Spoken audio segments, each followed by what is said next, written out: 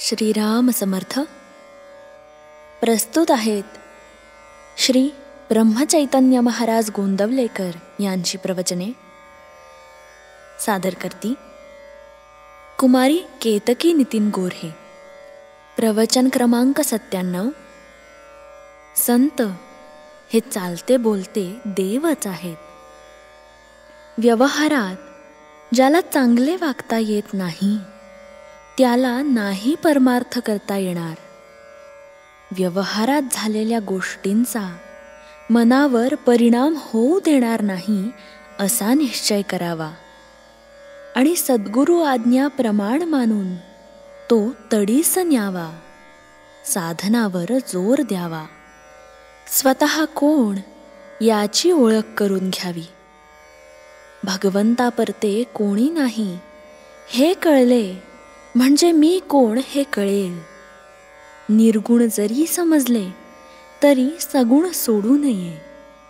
माझ्या मुखी राम आला या परते दुसरे भाग्य कोणते. हृदयात स्फूर्ती येऊनच आपण बोलतो. मग आमच्या मुखात राम आला तर तो हृदयात नाही असे कसे म्हणावे. तुम्ही मला उपनिषदातले सांगा म्हटले तर कसे सांगू. ज्याने जे केले तेच तो सांगणार. एक गुरु आज्ञा पालन याशिवाय दुसरे काहीही मी केले नाही तर मी दुसरे काय सांगणार. संतांचा समागम केला म्हणजे आपण मार्गाला लागतो.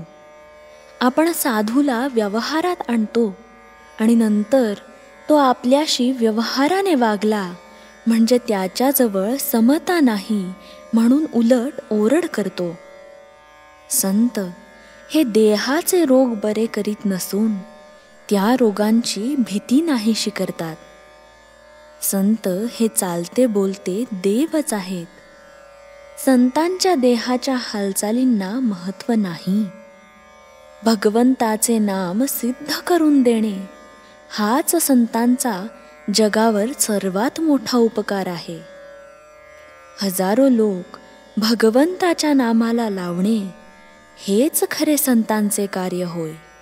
संतांचा कोणताही मार्ग हा वेदांच्या आणि शास्त्रांच्या उलट असणे शक्यच नाही.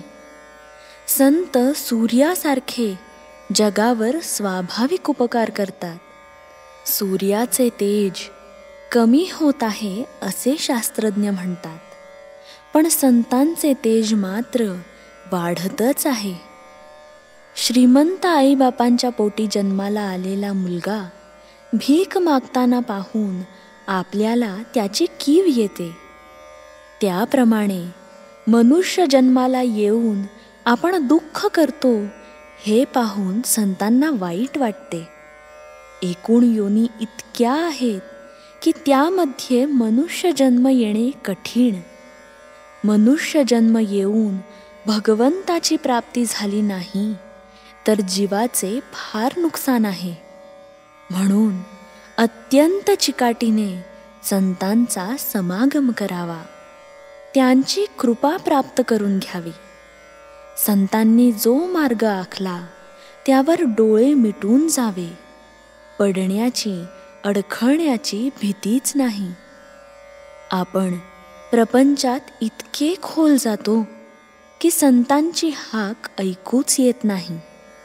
ती ऐकू येईल इतक्या तरी अंतरावर असावे.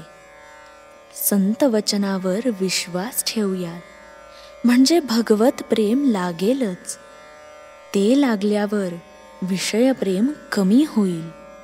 म्हणून संतांची संगत करणे एवढे जरी केले तरी कल्याणच होईल. संत संगती आणि नामस्मरण यानेच भगवत प्रेम येईल. श्रीराम समर्थ.